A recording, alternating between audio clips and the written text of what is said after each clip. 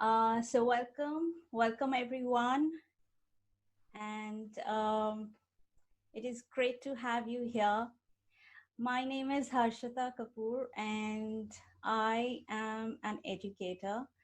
I am here because I love children. I care for children, and so I care for teachers as well. Now, that is why this event has been organized for teachers. Um, it's about flipped learning, implementation of flipped learning by Jim Baker. So Jim is a self-identifying maverick. I'll just introduce him briefly. He is a self-identifying maverick with 50 years of experience as a teacher. He has written for The Guardian, and the majority of his career was spent as a chemistry teacher at Lincoln Christ Hospital School. In his penultimate year, he was awarded a Lifetime Achievement Award. He is a freelance educational consultant and acted as chemistry expert for the Chemistry Journey Project's Virtual School Initiative. He is a contributory author of Teaching Secondary Science, Constructing Meaning and Developing Understanding, 4th edition. He is a pioneer of flipped learning and trains educationalists worldwide on flipped learning and cloud computing. His passion is to repair the nonsense that many call education. Welcome, Jim. Welcome to the session. And please, the stage is all yours. And let us all know more about you. And how did this flipped learning come to your mind? And how did you start implementing it? Right. Thank you very much, Ashita. And thank you for allowing me to pass my ideas to a wide audience. This flipped learning started back in the 80s, before the days of computers. In fact, the term flipped learning wasn't coined then, but as I was standing in front of my students, I thought, what a waste of this valuable time with my students just to give them information. So that's when I started flipping. I used to produce my notes and give them to the students the week before the lesson, so they could then be familiar with what the following lesson would be about. So that lesson was then spent interactively, not me force-feeding information, but my students asking me about what they'd read and what they didn't understand. And this is how it should be. What I always say is, I tell my students, anything you can do outside the classroom, i.e., read the notes, you should be doing outside the classroom. You shouldn't be doing anything with me in class that you don't need me for, that you can do on your own. Likewise, I shouldn't be doing anything with you that a non-specialist can do, i.e., read notes to you, put PowerPoints on the board. And now, in the age of computers, this flipped learning is so much easier. Please feel free to stop me any time and ask if you have a question. Many people give lectures on flipped learning without employing the ethos of it themselves. I attended a seminar online on flipped learning, and the speaker, all she did was to show a PowerPoint and then actually read the PowerPoint to us. This is why I made what this talk was about available to you beforehand in the ethos of flipped learning, so you could come tonight prepared, ready to ask me questions. Teachers don't like this, but this is what it's all about. There would be no point me coming here tonight and just telling you what hopefully most of you have read beforehand. That's You absolutely want right, Jim. So I have a lot of questions for you, and I will keep interrupting you in between. So as you said that you should, as an instructor or as a facilitator or as a teacher, you should not be doing something that that somebody else can do. For example, showing a PowerPoint presentation to your students. So that means that the educator needs to be a subject matter expert. They need to know everything in depth about the subject.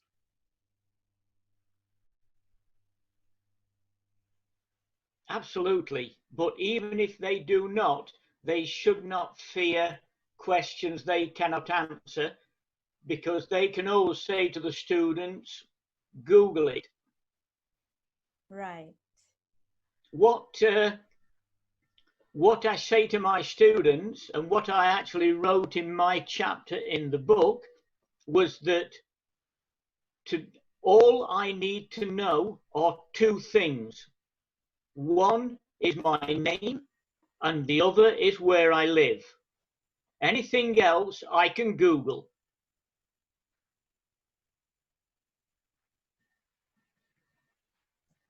That's right. So yes, we have a Google search engine, and we can Google search anything and everything that we want to in today's day and age. But then that does not, that makes even more important that the educator or the teacher is available as a facilitator to the child, to the learner, so that they know what exactly to search for. I mean, there is a concern for authentic information as well. When children are searching for information on the Google search, how do you make sure that it is authentic information that they come across? So it's the right duty of the educator to make sure that the children are in safe hands. Correct. This is why I put correct information on my Google Drive, which is available to my students 24/7, 365. Often, if I give them a YouTube video, as you know, many other like videos appear at the side, and sometimes my students will come back and say, oh, I found another video, sir. I could understand it better than the one that you recommended. Can you add it to the resource bank? Which I look at the video, and if appropriate, I will add it to the resource bank. This gives that student, oh, I've contributed to this resource bank, and this makes them feel I'm part of the lesson. I'm contributing to the learning of the class, and this really makes them enthusiastic. Far better than sit down, keep quiet, I'm speaking, do as I say. That is so true. Make them a part of the learning journey. That is absolutely true. So tell me, Jim, how easy is it to implement flipped learning in a school curriculum? Now, a lot of people regard flipped learning as telling the students to watch a video and then next lesson to discuss it. But I regard flipped learning as far more than that. my my students are on a 2-year course. So from day one, I have the whole 2 years mapped out. So when Arshida said, how easy is it? Well, to begin with, I, I wouldn't say it's hard work, but it's getting the resources for the whole package beforehand. That's right. So on Google Calendar, I will show you all this when I share my screen later. On Google Calendar, which I share with my students, I'm in just one day a week on a Monday. For every Monday for the 2 years, the students can see on the calendar what topic we are doing in class, and there's all resources there for them to be prepared. Okay. So they have access to the entire year's content beforehand, and Yes. they can study at their own pace. That's amazing. Um, So if I can just add this story, in 2017, I had a minor stroke and I was off school for a month. oh, So one of my students emailed me and said, sorry to hear about your stroke, sir, but it didn't matter. You weren't really needed because the way that you work, we've got access to all the material. And if there's anything we don't understand, we can just email you and you'll get back to us. To me, that says it all. It's nice not to be needed. exactly. That is exactly what needs to be, that the educator is not needed until unless they have a query, they really need to know something. So this is amazing, Jim. So how do you keep yourself available to your students all the time? I mean, it is not easy that you teach so many students and they can pop up with any query or any doubt at any point of time. So how do you keep yourself available to all of them? Now, I there's only a limited number of hours in the day. So I'm very fortunate in that I am now retired, but I did this before I was retired, that I will do tasks, only do tasks that I believe will help in the learning of the students. So I don't believe in marking. Marking takes up so much of the teacher's time, and it's one of the biggest scams in education. My students mark their own work with the answers because they learn so much from marking their own. So the time that is freed up by me not doing what I call unnecessary tasks allows me to be available to get back to my students with an answer, which takes possibly 10 minutes, which is far less time than it would take me to mark a book, put all the silly comments that you're supposed to put in. Right. Right. So that's exactly what the teachers are always stuck with. They are just marking the grades in books, checking their homework, and that is what keeps them occupied all the time. So, by eliminating that kind of work and focusing on what is actually required, that leads to effective learning. And this is amazing. What you do is just amazing. Ella, I see your question. At the moment, I have 3 students, but I have done this when I've had 25. That's great. That's simply great. Um, and how do you then, so I know that you share your content with your students, which is available to them. But how do you make sure that they have read and studied the content before they come for the class? Because not every student would be self-motivated to learn. So how would you ensure that? This is the question I always get asked. What about the students that don't do the homework? Then surely they will not do the prep. Right. Now, I will get back to you and ask you the question, what about the person that will eat the chocolate pudding, but they will not eat the Brussels sprouts? So do you say, right, what about the person that doesn't eat the Brussels sprouts? Surely they will not eat the chocolate pudding. And it's the same here. The students do not do conventional homework because it's often questions to answer at night. They get stuck on question 2. There is nobody to ask. They lose patience, throw the homework sheet on the floor. Then when they get to the lesson, they have an anti-lesson. Whereas with the flipped learning, they do not have question sheets to do because they do those in class. What they have to do are tasks like watching a video, watching an animation. So I call it prep. The prep tasks are achievable by all, whereas the homework wasn't.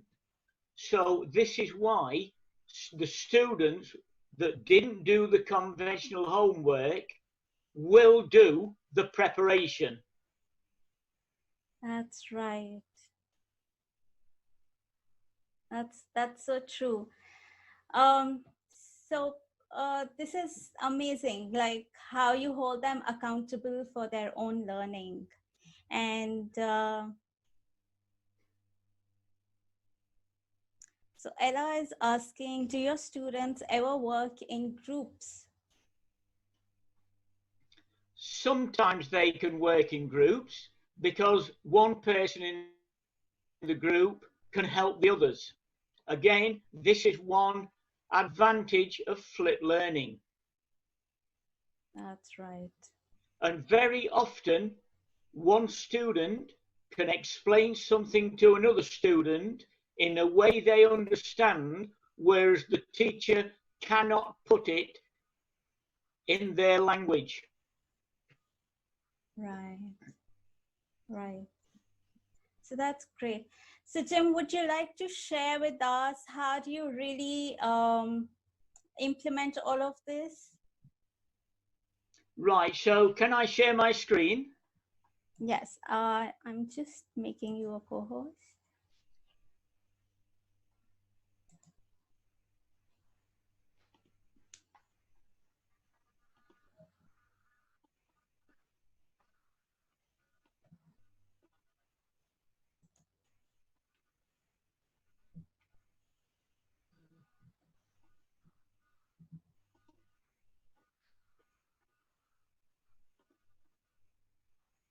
Can you see the document presentation links? Yes, I can see that. Now, I've actually put this on the chat box, so I've made this available to you so you can access this and look back on how I work after the meeting. So the first one is the student engagement in the e-learning environment, which I gave you all to look at prior to this talk.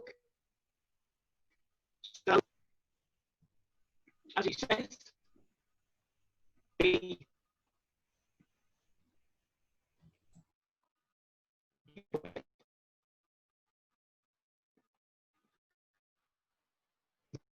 prime aim is to educate students to become independent learners.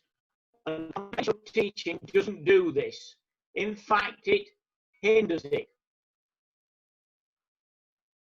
I'm not going to read any more because everything is there for you. There's there's my articles there, there's podcasts. Now, to start with, all my students, so I did my class with a colleague called Margaret. So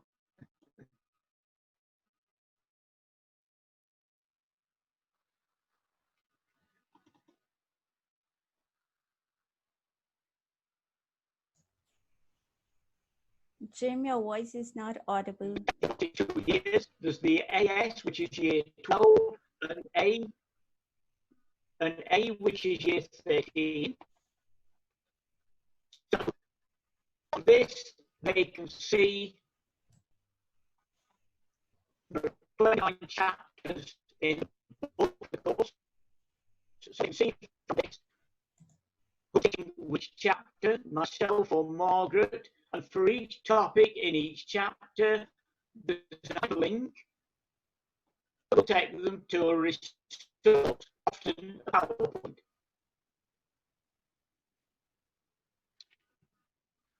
This is the advantage of having, because if it's online, they can click onto a hyperlink.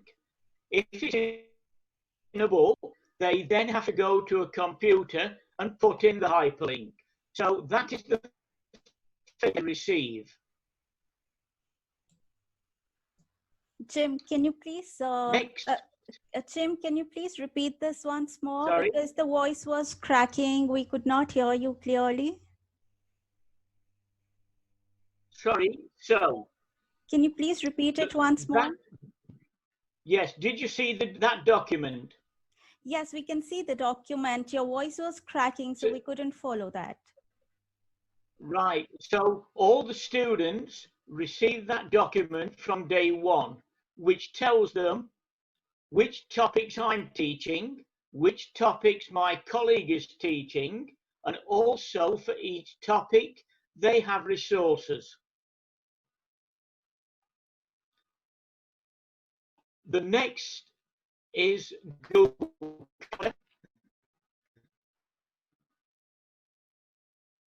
And as I said, I'm in just 1 day a week on a Monday.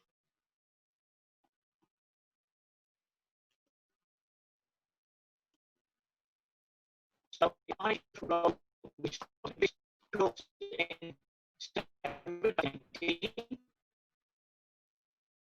So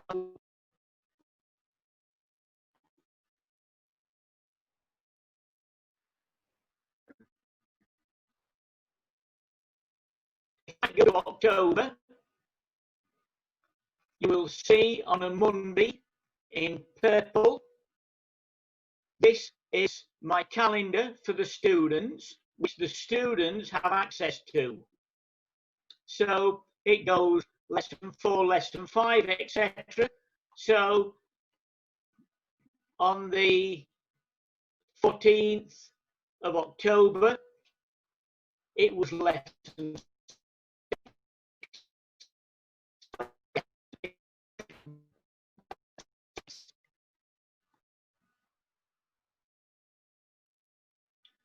That would take this hyperlink for lesson 6.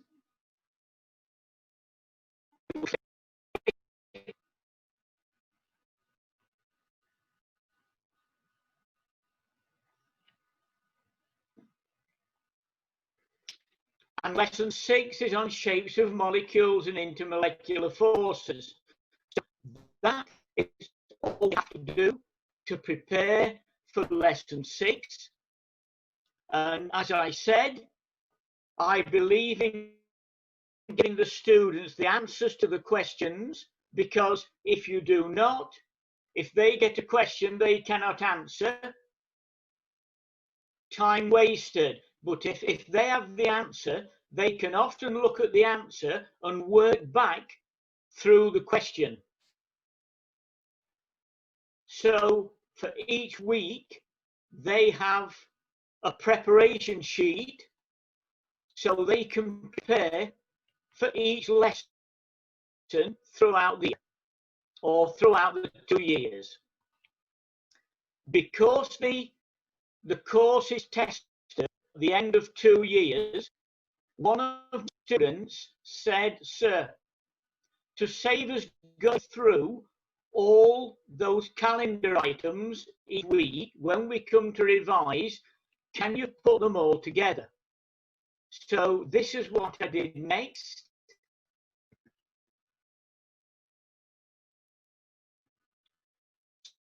So 12 is the first course, and that covers to chapter 17. Year 30 lessons is the second year. So we click on that.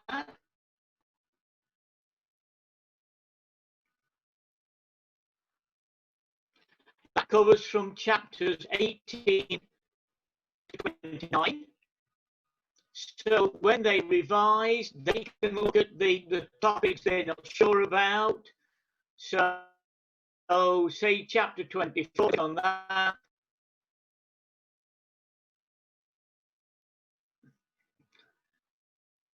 And there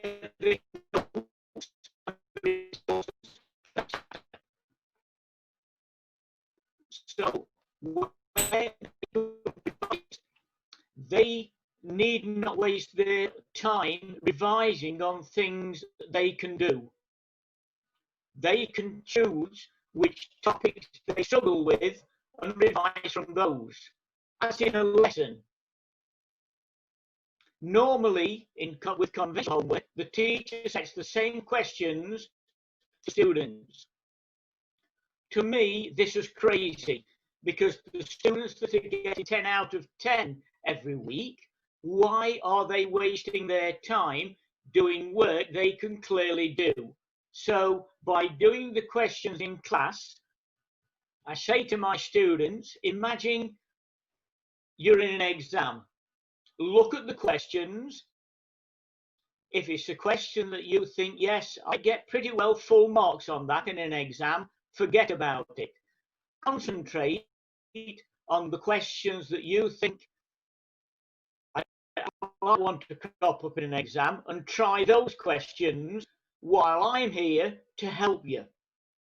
So each member of the class can be doing different questions that they would struggle with. Whereas if they were doing those at home, they wouldn't have anybody to help them.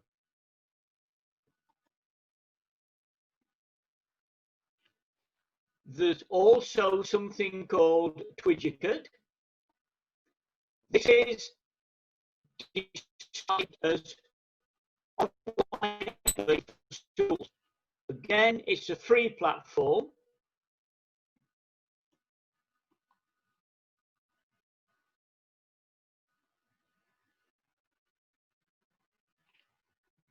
You can have as many classes as you like and as many teachers assigned to a class. So if I just open this class here,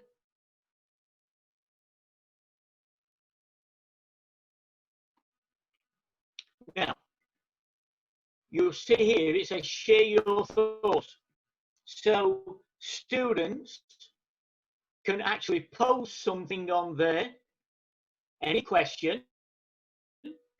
As the teacher, I will receive an email to say that somebody has posted a question. I can then go on to here and answer the question. Now, I know I do just teach the sixth form, but I was teaching this year 11 class, which had 31 students in it, and one girl here,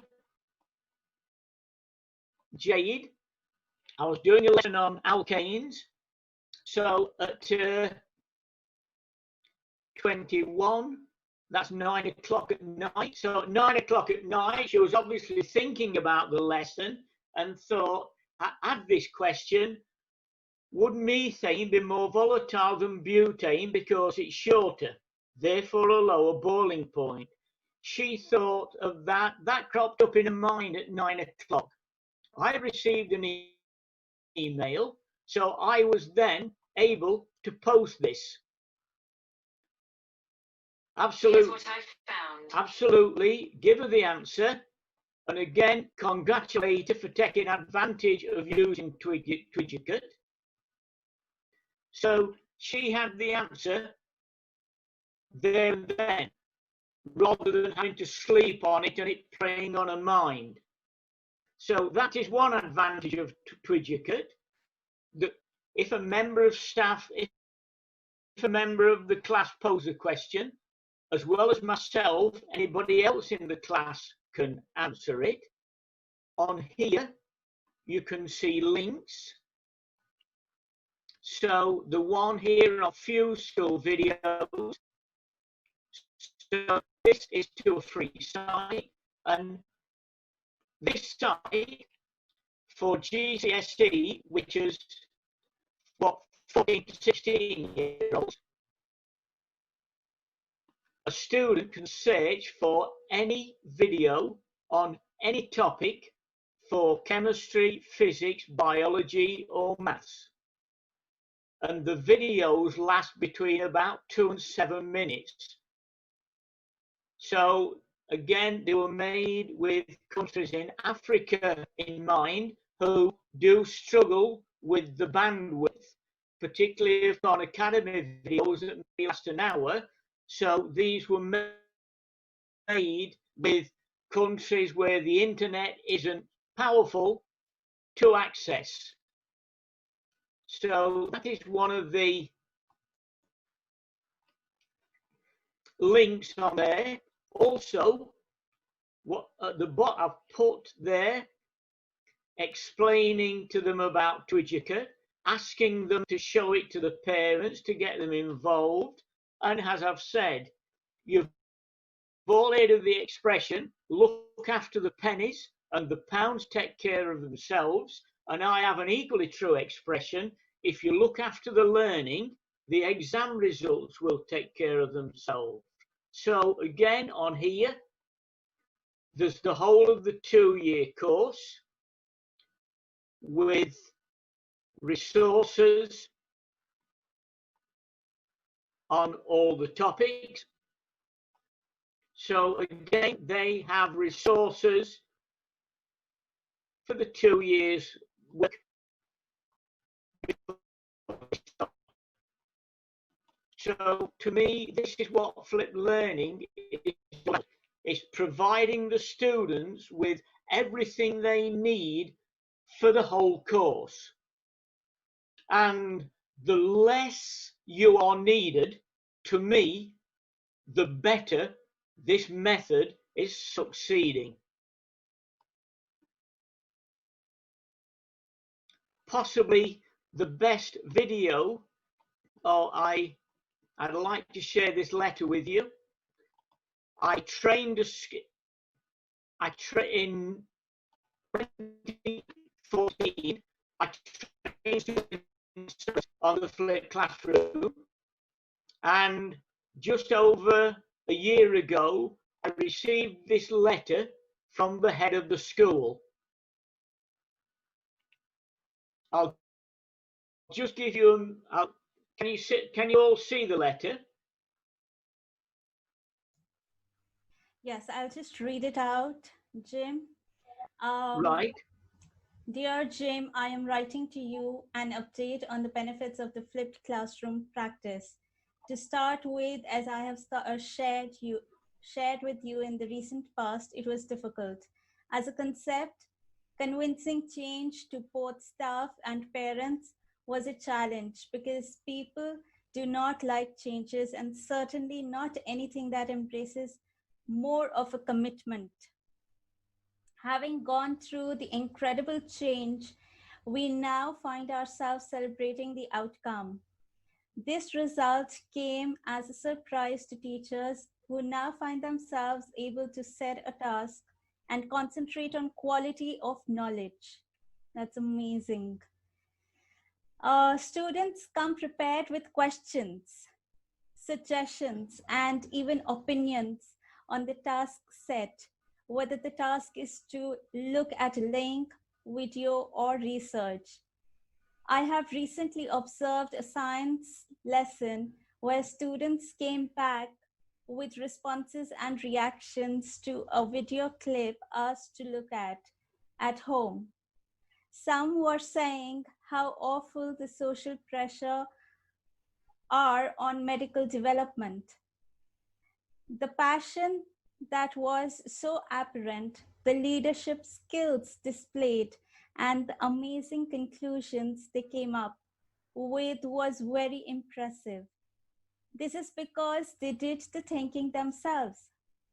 Parents alike can see the standard and engagement of their child's work, and even they have comments to bring into the lesson. So the parents are also involved. Thus, the concept works. It works because there is less time spent on repetition and information that a student can retrieve alone. This responsibility is great for their self-esteem.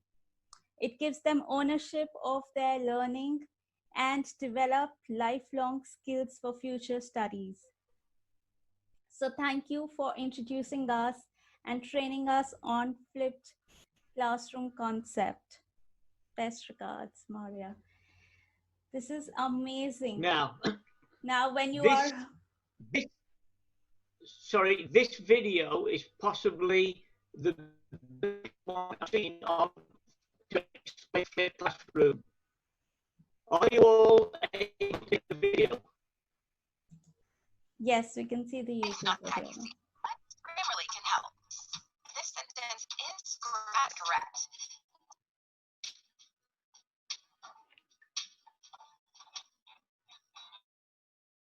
The flipped classroom. Let's reverse where traditional homework and lecture take place. Now, I must warn you beforehand, watching this presentation can literally turn your world upside down. The first thing most educators are going to ask is, why flip? Well, here are a couple of reasons to consider. With a flipped classroom, the content becomes available to students beyond typical classroom time. Students are now able to access the content anytime. The benefit that comes with that is the ability to stop itself. Students can write down questions about the content at home. Then, when students enter the classroom, they are already prepared to ask these questions to their teacher. When a teacher flips the classroom, that teacher is able to walk around the room. Ultimately, flipping a classroom frees up time for teachers to work students individually. Now, let's take a quick break to think about how our students are used to acquiring knowledge. Students of today mostly learn through phones and computers. Students of today are comfortable with the model how they usually access knowledge. Let's be we know some students allows personalized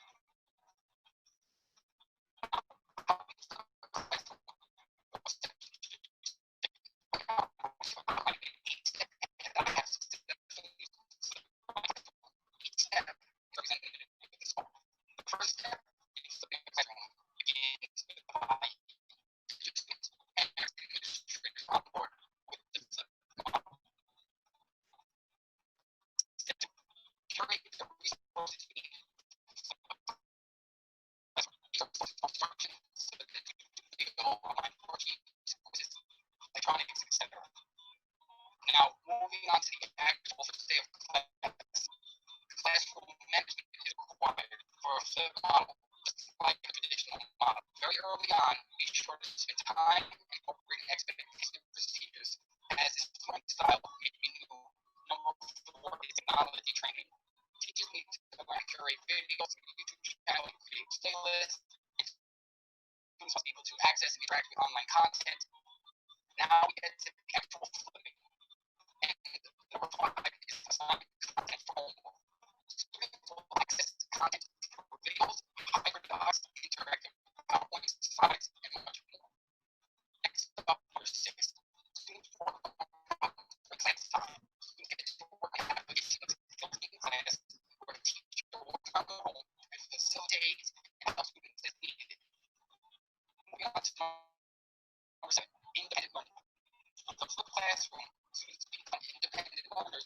have the ability to move through the curriculum at their own pace.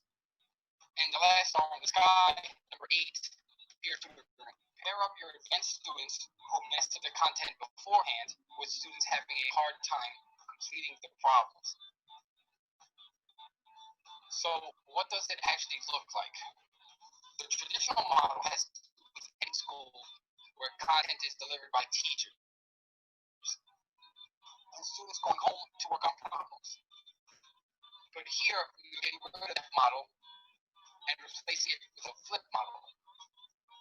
In the flip model, students work on problems when they were at school, and when students are at home, content is delivered online.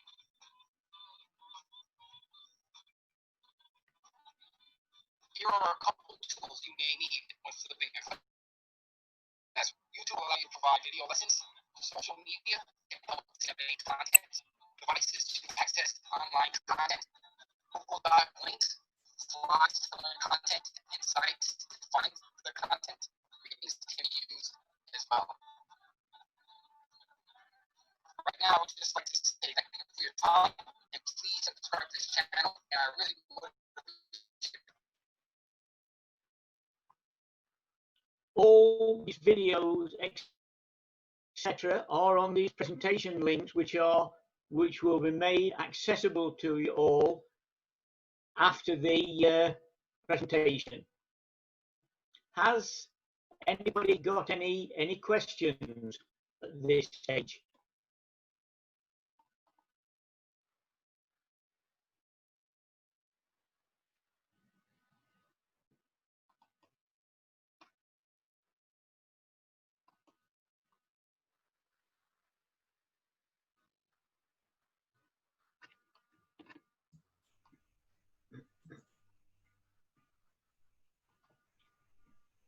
Can everybody hear?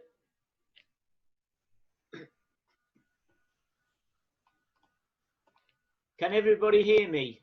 Yes, we can hear you loud and clear. So that was an Yeah. amazing thing that you've shared with everyone. I'm sure everybody's liked it. So there is one question that is, can we add more tools like Padlet, Menti, and all? Like what, sorry? Like Padlets, Menti.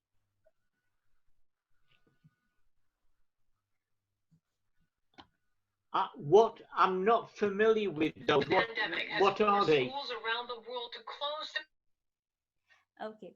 So these are various other Are they collaborative tools. platforms?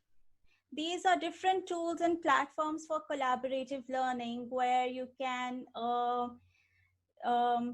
share content with the students, and students can collaboratively work.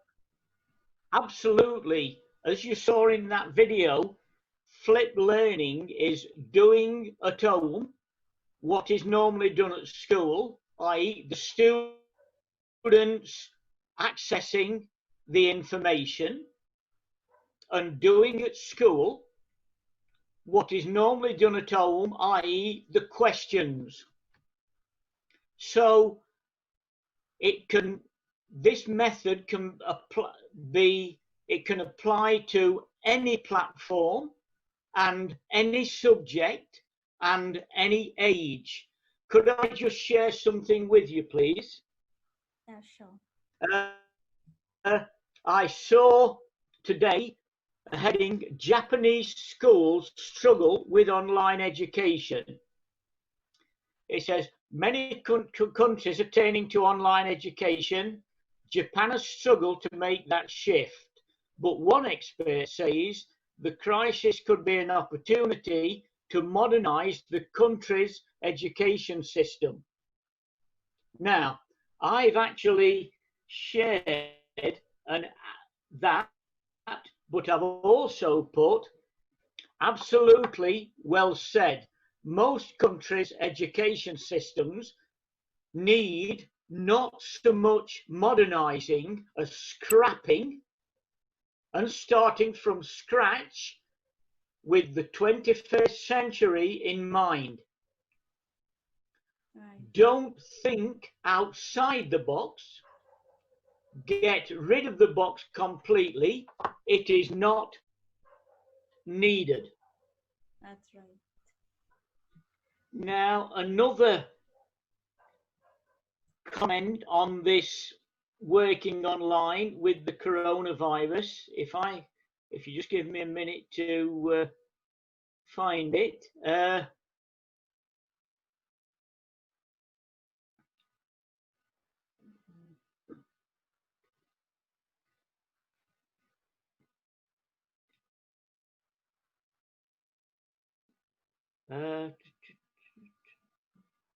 Here we are. This is from the Wall Street Journey.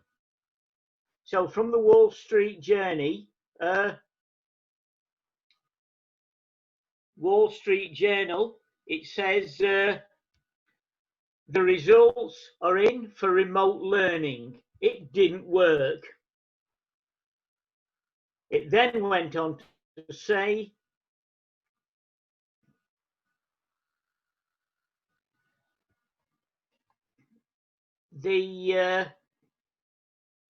what it said was that the teachers and the students, it didn't work because the students and the children didn't have time to plan for this, because they never even had the concept of working online. So I made the comment to this. It didn't work because many running it had no idea how to make it work. Teachers, students and parents need training in online working and online learning. With correct training and knowing what tools to use, it does work. I then said rowing a boat with one oar and one rudder does not work either. But add another oar and a rudder and it works fine. That is absolutely true. So exactly that is what needs to be taught, and that needs to be adapted by educators. That brick room teaching does not work online. It's an absolute different teaching pedagogy that you will have to do. Giving lectures online and making students overwhelmed with content from your lectures does not really work, because you have technology. So make use of technology. That is what we are. It's basically a blessing in disguise, because you have got an opportunity to experiment with utilizing technology to teach. You can upload the content on the site, on the cloud, wherever you feel like, and then share it with your students and implement a different strategy of teaching and reaching out to your students, rather than using the same rhetoric method of lecturing. So that's exactly what needs to be done. You've rightly said so. Can I, if there was one word I'd like to remove from the dictionary, it's teaching. Because teaching implies standing at the front and what I call force feeding information. No wonder the students get sick when they're force fed information, just as we get sick if we force feed ourselves with too many chocolate puddings. When people ask what I do, I say I'm an entertainer, because children learn only when they're having fun. And in the words of Einstein, I don't teach my children, I simply create the environment in which they can learn. That is so cool. That is exactly what the learner needs in today's day and age. They do not want the age-old system of lectures.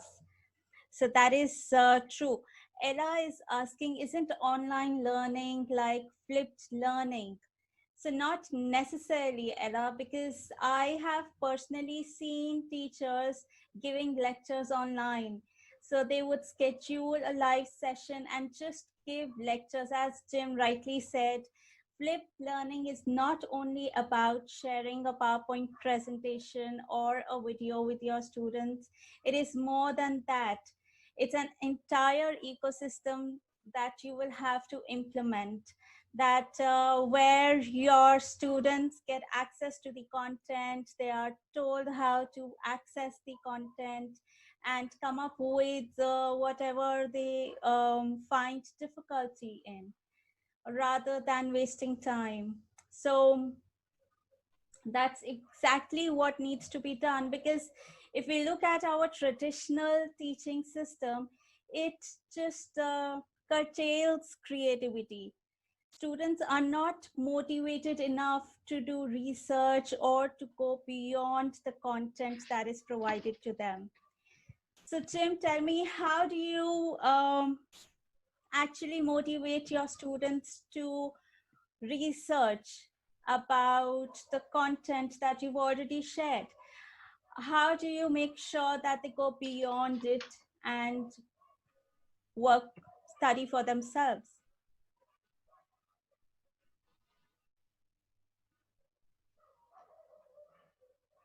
Jim, am I audible?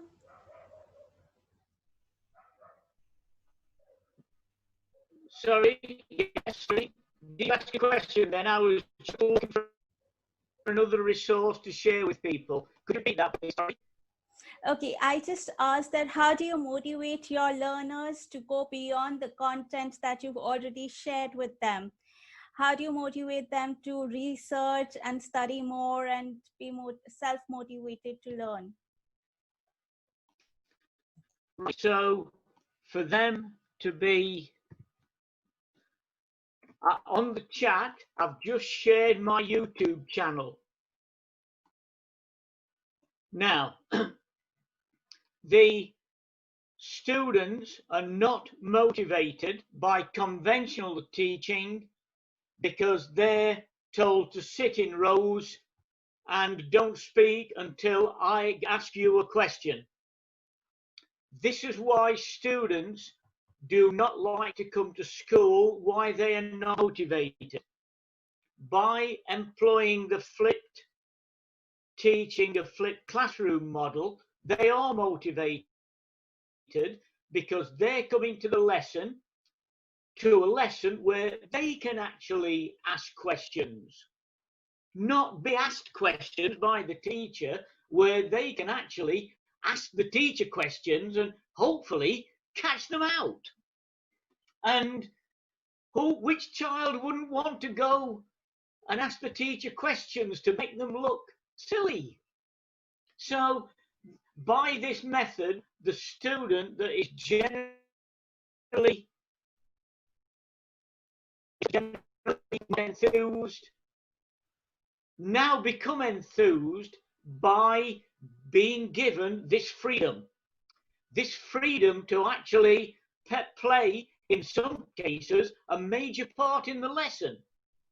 So it's not the case of just as it wasn't the case of the children cannot eat, they can eat. They do not like to eat the Brussels sprouts, but yes, because the chocolate cookie is more appeasing, they will eat that. It's more attractive. Likewise, they won't be enthused, will not attend the normal school because I equate that to the Brussels sprout. That's right. The flipped learning school is like the chocolate cookie. They like to come. That's the best analogy I can give. Does that make sense? Absolutely, that absolutely makes sense. And I know, from my personal experience as a teacher, I know students love to challenge their teachers' knowledge. So they just love it when they can question you and challenge what you know and what you don't know.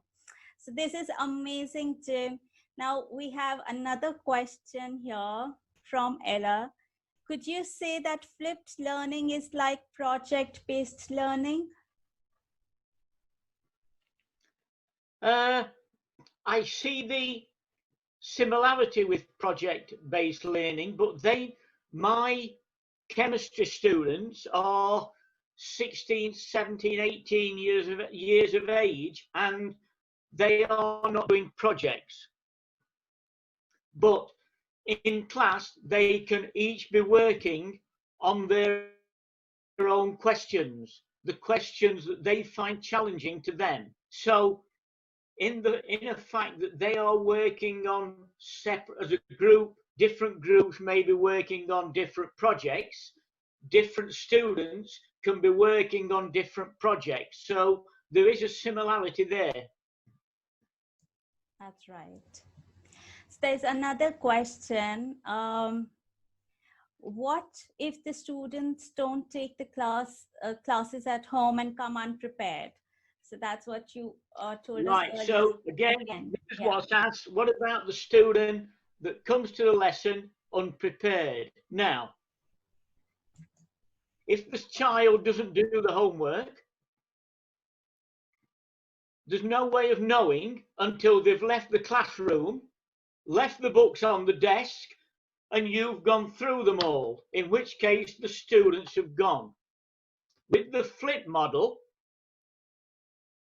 what happens in the lesson is talking about what they prepared for that lesson. So I will ask the students, oh, what can you tell me about this? What did you think of that video? So it soon becomes apparent who has not done the preparation. And they feel, oh dear, it's caught me out.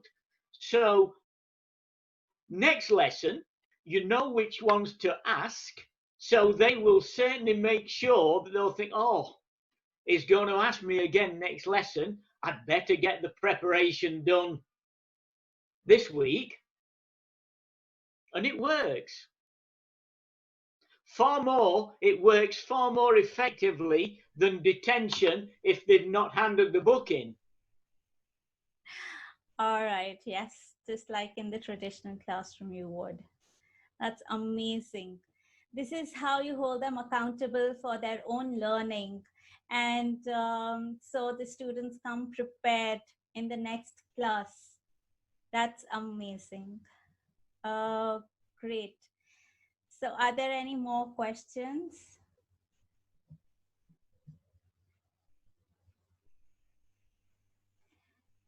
Jim, this has been an amazing learning session. I'm sure everybody's learned a lot. If you can give them access to that, I've put on I can send it you afterwards if you like. I'll send you those presentation links where there's the access to the Google Calendar, etc. on there. Okay. And also, if you can give them the access to my guest book. Yes, I will add that. And you can give them access to my YouTube channel, and also you can give them my email, such that if in the next few days they suddenly think of a question, I shall still be accessible, just as I am for my students. I'm not somebody to give a talk for an hour and then suddenly vanish into the ether. All right, so yes, I will. I have shared the link for your guest book. Now, there's another question by Sophia. How can we start implementing flipped classroom? Now, what you need is to have a meeting with the staff or see the leaders of the school and explain to them. If you'd like to give them my email, I could explain to them. I could even have a webinar with them. And then I am sure you've all got plenty of resources. It's a case of putting them online. It doesn't matter what platform you use, so they're accessible to the students. I also feel it's good to have a Google Calendar which you can put the links to the resources on and share with the students. This is the bit that Ashita said to start with about how easy is it to implement flipped learning.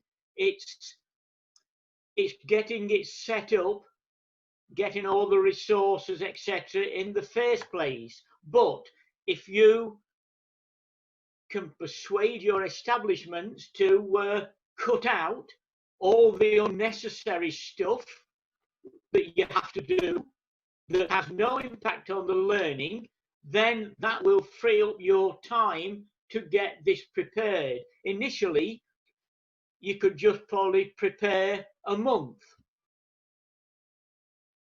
And then the freed up time by not marking, you can gradually build up on this.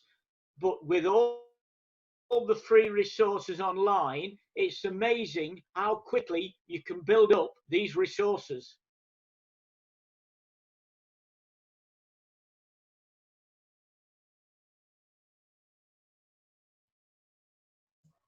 That's right. So that is exactly what needs to be done. I have also added your Gmail ID in the chat. So anybody who's interested to take it further with Jim, they can contact you.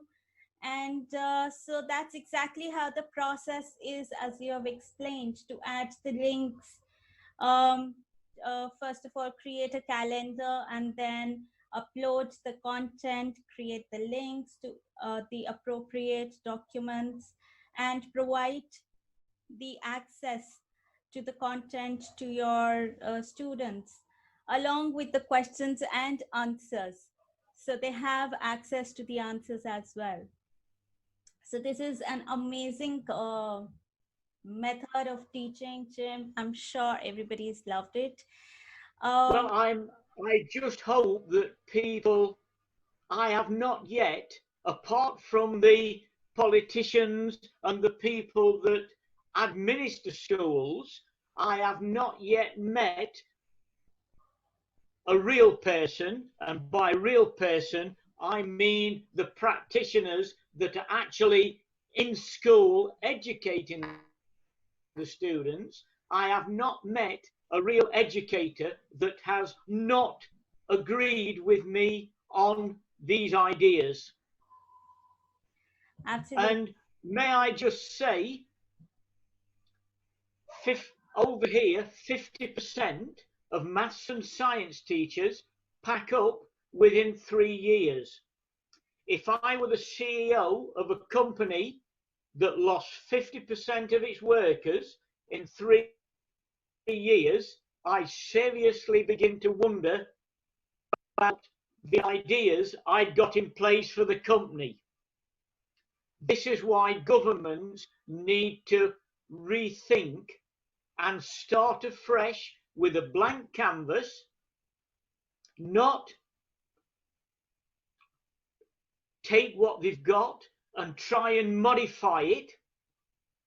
You can't modify a horse and cart to make a racing car. You have to start again. So you cannot build on existing models of education and make them fit for the 21st century. You have to start again. And the fact that I've actually been at the chalk face, not in an office telling other people what to do, but actually I'm 73 soon, so I've been actually in the classroom for 50 years. And if it didn't work, I wouldn't still be here now. That is so commendable, and that's so amazing that you are such a passionate teacher, educator. Sorry. And entertainer. And Entertainer, thank you. I am sure your students just love learning with you. It's truly a great feeling to have such a great instructor, educator. So, And please, if you still have any doubt, please look at the comments in my guest book. yes, exactly. So, I have shared the link for Jim's guest book and his email ID as well. And so you can just reach out to him. I know Jim is always available and he's more than happy to share every bit of knowledge he has about teaching and learning. So that brings us to the end of this session, and thank you so much for joining in. Thank you, Jim, so much for sharing this all the wisdom of teaching and learning. Thank you very much. Thank you, everyone, for joining in. And I hope you liked the session. So stay tuned.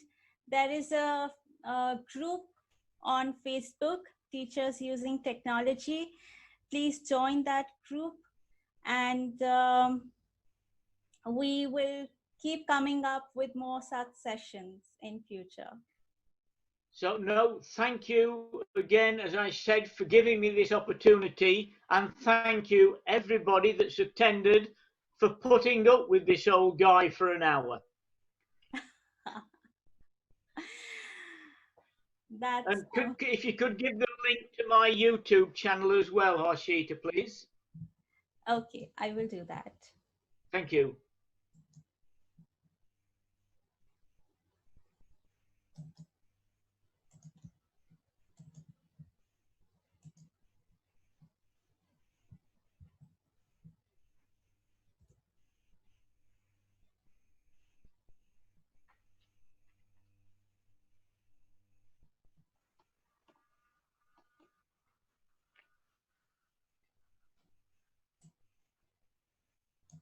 How many participants were there, Harshita? Can you tell? There are close to 11 participants right now.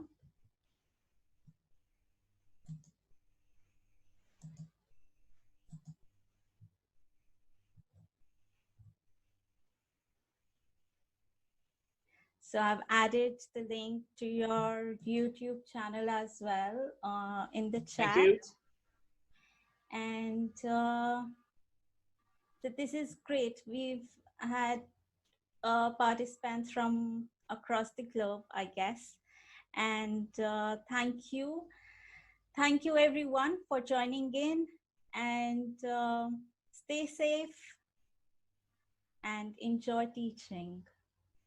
Thank you. Thank you, Jim. Thank you, everyone. Thank you.